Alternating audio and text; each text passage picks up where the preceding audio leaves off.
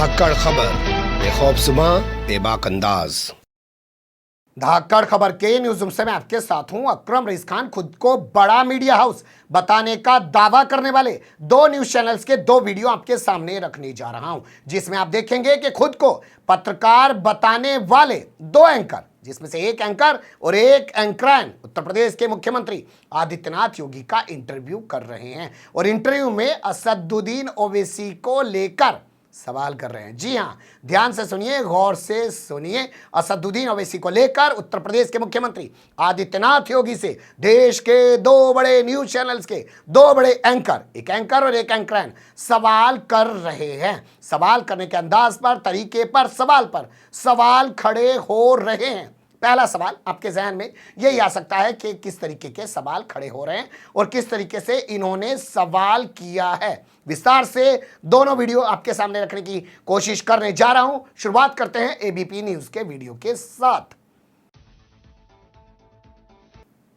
जी हां, ABP news के video के साथ। एबीपी न्यूज अपने आप को देश का बहुत बड़ा मीडिया हाउस बताता है। इसके कई भाषाओं में स्थानीय रीजनल चैनल भी हैं। आप सर्च करेंगे आपके सामने आ जाएगा। इनके एक स्टार एंकर हैं रूबिका लियाकत। यहां पे आप ऐतराज दर्ज करा सकते हैं। आप कह सकते हैं अभी कुछ देर पहले आपके चैनल पे दो वीडियो आए हैं, दो खबरें ब्रेक हुई हैं, जिसमें आपने रूबिका लियाकत द्वारा आदित्यनाथ योगी का जो इंटरव्यू किया गया है उसमें कई सवाल उठाए हैं, हाथरस को लेके, और सवाल उठाए हैं ईमानदारी को लेके। उसमें भी आप इनको स्टार एंकर बता रहे हैं और यहाँ पे भी स्टार एंकर बता रहे हैं। देखिए, स्टार एंकर बताने के पीछे की जो सोच है, जो मंशा है, जो चीज़ें नज़र आ रही हैं, उसके आधार पे हम लोग बता रहे हैं। जैसे शाम को 5 बजे जब प्राइम टाइम शो होता है हुंकार, उसको ये होस्ट करती हैं, और रात के 9 बजे जब मास्टर स्ट्रोक होता है तो उसको भी ये होस्ट करती हैं। तो स्टार एंकर हैं, इसलिए प्राइम टाइम शो में 1 घंटा नहीं 2-2 घंटा चैनल इनको देता है, इसलिए हम इनको स्टार एंकर बता रहे हैं। अब छोड़ दीजिए कहानी, आप बोर हो जाएंगे। तो इन्होंने आदित्यनाथ योगी का इंटरव्यू किया और उस दौरान इन्होंने पूछ लिया कि गजवा हिंद कहाँ से ले आए हैं आप निकाल के, और गजवा हिंद की बातें आप कैसे करते हैं, कहाँ से आपको इशारा मिला है। जो इशारा मिला वाली लाइन है उसको थोड़ा गौर से सुनिएगा, और उसके बाद आदित्यनाथ योगी ने किस तरीके का जवाब दिया है, और जवाब देते हुए सीधे जिक्र कर दिया है असदुद्दीन ओवैसी का, उस पर भी गौर कीजिएगा। हिंद आपने कभी इसका जिक्र नहीं किया। मुझे नहीं लगता कि हिंदुस्तान के 99% मुसलमानों को पता भी होगा कि गजवाए हिंद क्या है।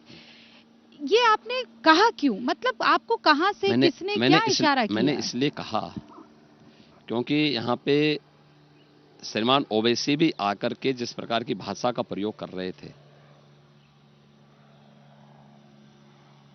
उनकी भाषा का जवाब उसी हिसाब से दिया जाना चाहिए कि गजवा ये हिंद आपका उत्तर प्रदेश के अंदर या भारत के अंदर कयामत के दिन तक भी पूरा नहीं होने वाला है। देख लिया, सुन लिया आपने। इशारों में पहले बिला नाम लिए असदुद्दीन ओवैसी का जिक्र किया, पलट के आदित्यनाथ योगी ने भी असदुद्दीन ओवैसी का नाम ले दिया। तो अपनी बात को फिर आगे बढ़ाते हुए पत्रकार ने, एंकर ने पूछ लिया कि वो तो संविधान की बात करते हैं, संविधान में विश्वास रखने की बात करते हैं, आप उनके बारे में ऐसी बात क्यों कर रहे हैं। तो उस पर आदित्यनाथ योगी ने क्या प्रतिक्रिया दी है, क्या जवाब दिया है, वो भी सुन लीजिए।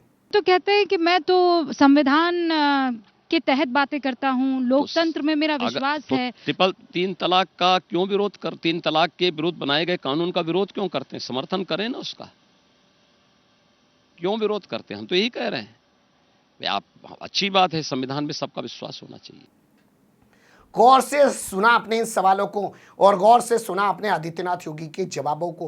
क्या यही सिर्फ सवाल बनता था असदुद्दीन ओवैसी को लेकर, या इसके अलावा और भी सवाल उठाए जा सकते थे असदुद्दीन ओवैसी पे? हाल फिलहाल में उत्तर प्रदेश के अंदर इतना बड़ा हमला हुआ है, इतना बड़ा चैनल, इतनी बड़ी स्टार एंकर, इतना बड़ा लंबा चौड़ा इंटरव्यू कर रही है, इतने बड़े मुख्यमंत्री का इंटरव्यू हो रहा है, और सवाल नहीं पूछा जा रहा है कि आपके राज्य में कैसे असदुद्दीन ओवैसी पर हमला हो गया और आज तक उसके पीछे कौन लोग थे, कौन नहीं थे। आपका मंत्री किस बेशर्मी से उनके यहाँ जाके कह रहा था कि ये तो ब्राह्मण बचे हैं, इनको गलत फंसाने की कोशिश की गई है और इनको इंसाफ न्याय दिलाने की लड़ाई पूरी योगी सरकार, भारतीय जनता पार्टी लड़ेगी। वो सवाल इस एंकर को याद नहीं रहा। खैर, जाने दीजिए, अब दूसरे चैनल का जिक्र कर लेते हैं। दूसरे चैनल का नाम है सुदर्शन। नाम सामने आते ही आप लोग समझ जाएंगे इसको तो कुछ काम नहीं है जहर फैलाने के अलावा। वो तो अपने आप को सिर्फ स्टार एंकर बता रही है या एंकर बता रही है, ये अपने आप को इस चैनल का एडिटर इन चीफ, अरे भैया सब कुछ यही है, एडिटर इन चीफ। अब जिस चैनल का एडिटर इन चीफ ऐसा होगा तो वहां सोचिए पत्रकार, रिपोर्टर या एंकरों की क्या स्थिति होगी। तो editor in chief Adityanath Yogi का इंटरव्यू कर रहा है और कह रहा है हैदराबाद से एक वायरस आ गया, 7 फुट लंबा, 3 फीट चौड़ा, और वो वायरस आने के बाद सुअरों को इन्फेक्टेड कर रहा है। किनको इन्फेक्टेड कर रहा है? सुअरों को। और आदित्यनाथ योगी उस सवाल का जवाब भी दे रहे हैं, पत्रकार को यह भी नहीं बोल रहे हैं कि वो किस भाषा का प्रयोग कर रहा है, वो भी देख लीजिए। अपने कोरोना काल में एक छोटे से वायरस को आपने बड़ी गंभीरता से लिया, लेकिन एक 7 फुट ऊंचा, 3 फीट चौड़ा हैदराबाद से एक वायरस आता है और यहाँ पर सुअरों को इन्फेक्टेड करता है, उससे कैसे आपके राज्य को बचाएं? तो जितने भी प्रकार के वायरस आएंगे उनको नियंत्रित करने का हमारे पास बहुत अच्छा प्रबंधन है। देख लिया, सुन लिया। क्या आदित्यनाथ योगी को मुख्यमंत्री के तौर पर इस पत्रकार को नहीं टोकना चाहिए था? कहना नहीं चाहिए था कि वो इस देश की संसद का सांसद है, बाकायदा चुन के आया है, संवैधानिक तरीके से संसद के अंदर सांसद के तौर पर बैठा हुआ है। एक शख्स के बारे में आप इस तरीके की भाषा कैसे बोल रहे हैं? और वो भी मेरे सामने। मैं एक मुख्यमंत्री हूं और मेरे लिए सब समान है। ठीक है, वो मेरी विपक्षी पार्टी के लोग हो सकते हैं, मुझ पर सवाल उठा सकते हैं, लेकिन मेरे सामने इस तरीके की भाषा कैसे बोल सकते हो? लेकिन भैया पहले से ही शायद सब कुछ फिट होता है, सवाल ये पूछना है, जवाब ये देना है, इसलिए ना इन्हें ऐतराज है ना उन्हें ऐतराज है। आपने देखी एक फिल्म नाना पाटेकर की, देखिएगा कभी फुर्सत मिले तो उसमें एक सीन है, नाना पाटेकर क्राइम ब्रांच के ऑफिसर हैं, उनके मुखबिर को पुलिस वाले पकड़ लेते हैं, आम पुलिस वाले। तो अपने मुखबिर को छुड़ाने के लिए नाना पाटेकर जाते हैं और पुलिस वाले को पैसे देते हैं। पुलिस वाला कहता है अरे सर ये क्या कर रहे हैं आप? तो मैं वो शब्द बोलना नहीं चाहता हूं जो नाना पाटेकर ने वहां इस्तेमाल किए थे कि भैया तू मेरे साथ ऐसा कर, मैं तेरे साथ ऐसा करता हूं, ऐसे ही पूरा सिस्टम चलता है। कभी गौर से सुनिएगा उन डायलॉग को निकाल के, बहुत कुछ आपको सीखने को मिलेगा। बने रहिएगा धक्कड़ खबर के साथ। फिलहाल कमेंट्स के रूप में आप लोग अपनी राय दे सकते हैं, खबर को लाइक कर सकते हैं, चैनल को सब्सक्राइब कर सकते हैं और ज़्यादा से ज़्यादा हमारी खबरों को शेयर कर सकते हैं। फिर ऐसे ही किसी सुलगते हुए या उलझते मुद्दे लेकर मैं आपके सामने होऊंगा हाजिर। फिलहाल अभी मुझे दें इजाजत। अपने कोरोना काल में एक छोटे से वायरस को आपने बड़ी गंभीरता से लिया, लेकिन एक 7 फुट ऊंचा, 3 फीट चौड़ा हैदराबाद से एक वायरस आता है और यहाँ पर सुअरों को इन्फेक्टेड करता है, उससे कैसे आपके राज्य को बचाएं? तो जितने भी प्रकार के वायरस आएंगे उनको नियंत्रित करने का हमारे पास बहुत अच्छा प्रबंधन है। हिंद आपने कभी इसका जिक्र नहीं किया। मुझे नहीं लगता कि हिंदुस्तान के 99% मुसलमानों को पता भी होगा कि गज़वाए हिंद क्या है।